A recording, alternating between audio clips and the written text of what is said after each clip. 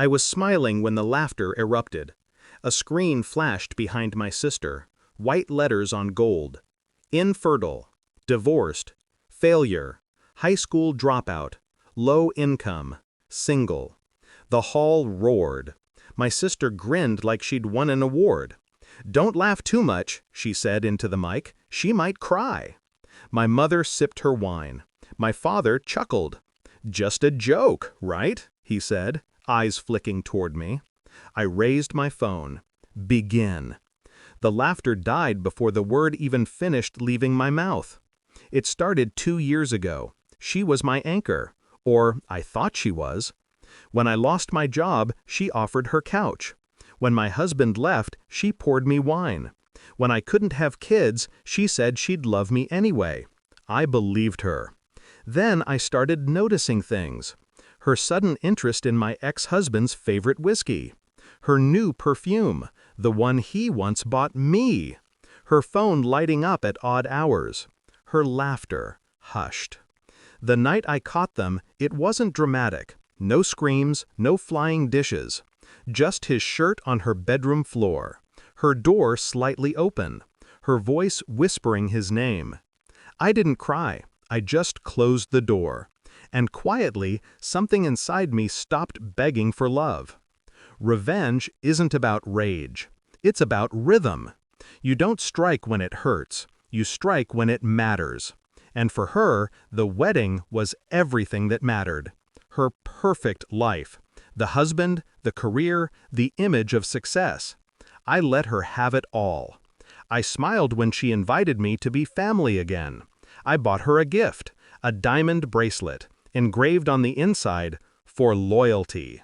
She didn't notice the smirk when she read it. What she didn't know was that her soon-to-be husband Ethan had texted me 6 months ago, an apology. He'd found out about her lies, her games, the way she'd used him to climb, and he wanted out. Quietly. I gave him a plan. For 6 months, I rebuilt what she thought she'd destroyed. My life. A new job. My own apartment. A quiet savings account. And one last thing. Evidence. Screenshots, recordings, voice notes. Every time she insulted me behind my back. Every time she mocked my pain. Every man she manipulated. All in one neat folder, titled The Bride. When the reception started, I played the role. The supportive sister, the reformed failure. I hugged her, smiled through the speeches. She told everyone how she helped me find strength. The crowd applauded her for it. Then her husband stood up to give his toast. He looked at me first, a silent nod. Then he handed the mic to her.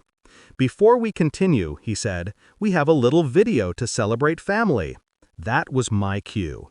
I unlocked my phone, pressed send, and every screen in the hall flickered. It started with her voice, a recording, faint at first, then clear. "I mean, she's pathetic," she laughed.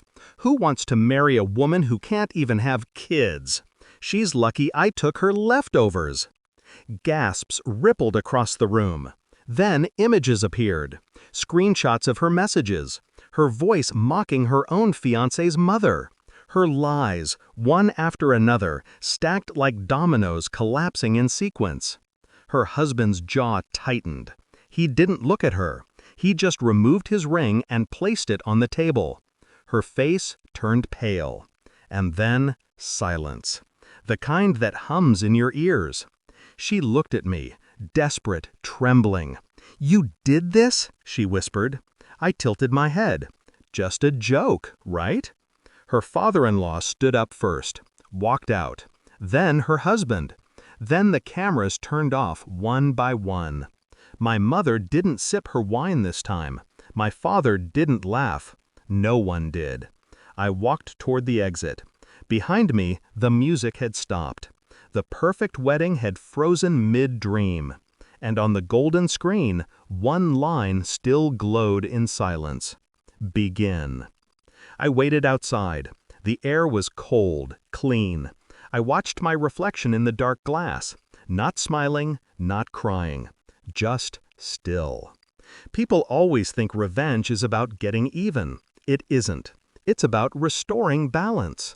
She took everything that made me small and used it as her decoration. So I made the truth her mirror. Nothing more, nothing less. Inside, her world collapsed under the weight of her own words. And for the first time in years, mine stood steady. I slipped my phone back into my bag. The video had gone viral by now. I could feel it. But I didn't need to check.